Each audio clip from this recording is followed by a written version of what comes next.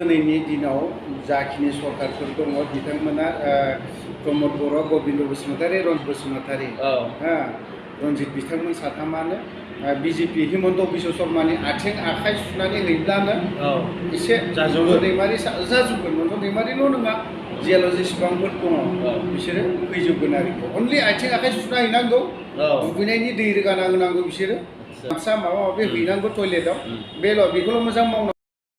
Welcome खालामदों आंनि चेनेलावहाय जाय बिथांमोना आंनि चेनेलखौ मोजां मोननानै नायगिरि बिथांमोननिसिम आङो दिनैहाय ब्रादार अफ्रे दैमारिखौहाय लोगो लाफैदों जे फैबाय थानाय समावहाय एबा दा जाबाय थानाय मोनसे ससियेल मिडियायावहाय भाइरेल एबा जाबायबो जे गोदान आफाद दादों एबसु ना बड' नेशनेल स्टुडेन्ट इउनियन चेनेलाव बरायदों, खुलुमबाय।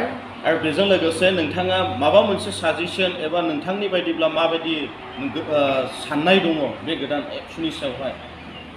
गोदान आफाद दानायाव आंहा बुंनांगौ जेबो गैया। गोदान आफाद फरायसा आफाद दादोंबाबोथ' दाथ' दाखांबाय, ओंखारजोब्बाय, बेखौथ' बुंनानैबोथ' आरो मा दंबावो, बुंनानैबोथ' जेबो लाब गैला। दा जों ससियेल मिडियायाव बा निउस मिडियायाव दानाङा मानाङा बिदि होनना बुंबाय थाबाबोथ' जानाय नङा। खारन दाबाय, दिनै फोसावबाय, रायजो राजाया गासैबो मोनथिबाय हिसाबै आंहा बुंनांगौ जेबो गैया। दाथों, थानांगौ। दिनै गुबुन आफादा दिनै जों बर'नि गेजेराव बिराद आफाद दङ होनना बुङो, जोंनि बर'नि गेजेराव आफादा खमसो जादों आंनि हिसाबाव। खमसो जादों बियो। जानांगौ, थानांगौ, बे आरोखि। खिन्थु थांखियाव फुरा जाहैजोबनांगौ। खारन आं दिनै बुंनांगौ खोथा बुंनो नागिरनाया, दिनैनि दिनाव आं सोंगोन आबसुआ सोर? आबसुआ सोर? बे खोथाखौ आं मानो सोंदों? दिनैहाय आबसुफ्रा जिहेतु दाखालि अमसि हटेलावहाय चेयार टेबोल सिफायनानै होबाय, बेवहाय आंहा बुंनांगौ दं। बिनि थाखायनो आबसुआ सोर आंनि थाखाय आरोखि सोंनाया बे। दिनै बिथांमोना चेयार थांनानै सिफायहैबाय, बुफायहैबाय, बेथ' गाज्रि जाथारदोंना, थ' मोजां नंथाराना।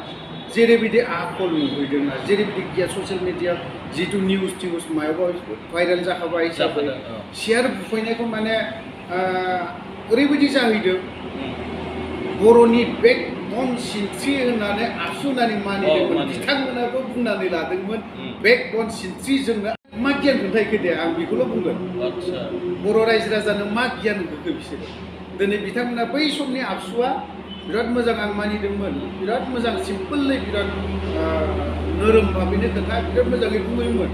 दिनैनि आबसुआ मा बुङो, मा नों दम स्टाइल, जेन माने आर्मस दैग्रा, आर्मस हमग्रा स्टाइलनि खोथाखौ कन्ट्रलाव दोनग्रा आरोखि।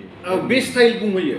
माने आंनो, जों आबसुआनो बिटिआरनि, जोंनि आखाइयावनो दंजोबो, बर'फ्रा जोंनि आथिङावनो दोनजोबगोन गासैखौबो, बे सिस्टेमाव लांदों। दा जाथों, आबसुफ्रा दा गाज्रि मोनथों, गासैबो आबसुखौ आं होनाखै दै, गाज्रि मोननानै लाब गैया। आं दा बुंखागोन, आं क्लियार। मानो होनना बुङोबा, मानि थाखाय गाज्रि दामोन होनना बुंदों, जायहा क'क्राझार डिस्ट्रिक्टआव जाय आबसुफोर मावदों, गासैबो आबसुआ गाज्रि नंजोबा, खिन्थु क'क्राझार डिस्ट्रिक्टखौ खोन्थाहैबाय चेयार बुफैनाय, बड'लेण्डनि थाखाय जों सोमावसारग्रा बुंनाय स्टाइला बाब जि राब। आरे जोंबोथ' समस्त बर' रायजो राजा दिनै आबसुनि थाखाय फैसा हरदों, दिनै बिथांमोना मा सोमावसाराखै नामा? खोथाया आंबो आबसु, आंहाबो गथ' सानै दं। सासे क्लास 9आव फरायो आंनि गथ', एडप्ट खालामनाय हिनजावसा, ओमफ्राय गावनि ब्लाडनि सासे दं। आंबो आबसु, दिनै नोंथाङाबो आबसु, गासिबो आबसु। दिनै बिथांमोना एकदम जों अफिसाव थाहैब्लानो आबसुफोरजों सावरायलायाखैमोन नामा? ओमफ्राय बिथांमोना लाइजामफोर हराखैमोन नामा बै आबसुफोरनो? जों दे बिदि फरायसा आफाद मोनसे दानो नागिरदों, आंनो बे आरोखि खोथाया। दिनैनि दिनाव आफाद गोदान दायोब्ला आं नोंनाव सोंनानै दागोन नामा?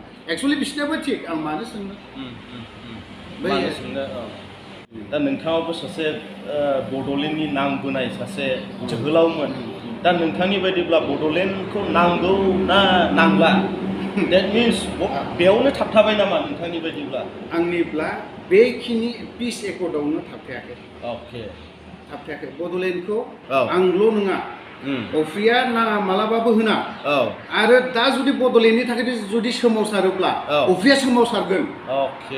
आरो राजा लामायाव जुदि दाथेनाय होसिख्रावनाय अफ्रिया अरायसम बे बड'लेण्डनि थाखाय नांथ्रुबग्रा आंबो बे बाराव कयेकजना बिराद गाज्रि कमेन्टबो हरगासिनो दे आं कमेन्टनि खोथाखौ बुंगोन बड'लेण्डनि थाखाय बिथांमोना सोमावसाराखैमोन नामा मायाखैमोन बहुत खोथा होननानै बुंदों बड'लेण्डनि थाखाय जोङो दिनैसिमबोल' नङा आं दिनैहाय गावनि पार्सनेल खोथाखौ सानोमोनब्लाना आं दिनै मालिक जायो बेबो मोनसे आं दिनै साना पार्सनेल खोथाखौ मालाबाबो सानफेरा फेमिलि खोथाखौ मालाबाबो सानफेराखै जाथिया देरसिन हिसाबै हारिनि बर' हारिखौ सिन्था खालामो खिन्थु जोंनो बर'लेण्डखौ जों मोनाब्ला जोंनि बर' हारिया जेब्लासिम बड'लेण्ड मोना अब्लासिम जों जिराया आरो बिनि थाखायहाय दा दिनैसिमबो बे ब्लाडनि जोङो रिजाल्टखौ मोनाखै बे ब्लाडनि रिजाल्टखौ नेनांगौब्ला सम दं आं सम दङ होनगोन अके मानो होननानै बुङोब्ला दिनैहाय ब्लाड हरदों दाखालि मोनसे एकर्ड जानानै थांबाय बे एकर्डनि गेजेरजोंनो बे ब्लाड हरनायनि एकर्डनि गेजेरजोंनो जानांगौमोन स्टेटआ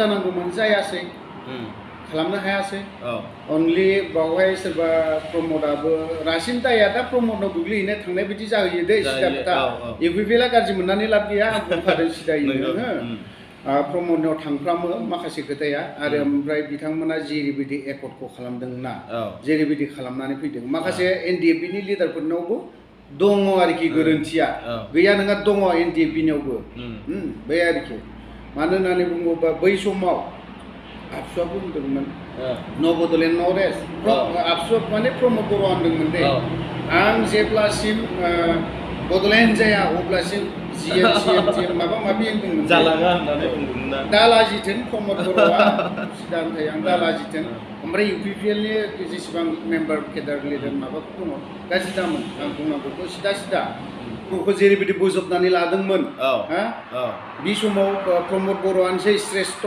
प्रमद बर' नङाबा जोङो बड'लेण्डखौ मोनला बे सिस्टेमाव जोङो रायजो राजायाबो बोजबनानै लादोंमोन नाथाय बावहाय प्रमद बर'आ बर'खौ जोगारनानै रायजो राजाखौ जोगारनानै फिउनो एम्फौ बारनायफोर बायदि बारनानै बे मोनसे जायगायाव थ्रोबनो बारसिनहैनायफोर बायदि लादों आरोखि दा ओंखायनो एनडिएफबियाबो दिनै मा होफैनो हादों आंनाबो खोथाया बेनो गैया सभारेन्टिमोन सभारेन्टिनि उनाव सभारेन्टि होफैनो हायासै थिगासै आं मानिबाय सभारेन्टि होफैनो हायासै स्टेटखौथ' हाया इउटिसि ना मा होननानै बेफोरबोथ' थाबाबोथ' जायोमोन एनडिएफबिनि थांखियाथ' बिसिबां गिदिरमोन सभारेन्टिखौ दिनै नंगौ मेम'रेन्डामाव गिबि मेम'रेन्डाम होजेननायाव सभारेन्टिनि उनावहाय बे फेक्सन जानाया बे सभारेन्टि सोदोब लिरना हरनायावनो बिथांमोना गबिन्द बसुमतारी आखाइ हमना बोना लाना थांजानानै नोंथांमोना सभारेन्टि मेम'रेन्डामखौ रिभिउ खालामनानै लाबो स्टेट इउटिसिबो गैया स्टेटबो गैया लास्टाव थाङै रिजन बिसिबां गिदिर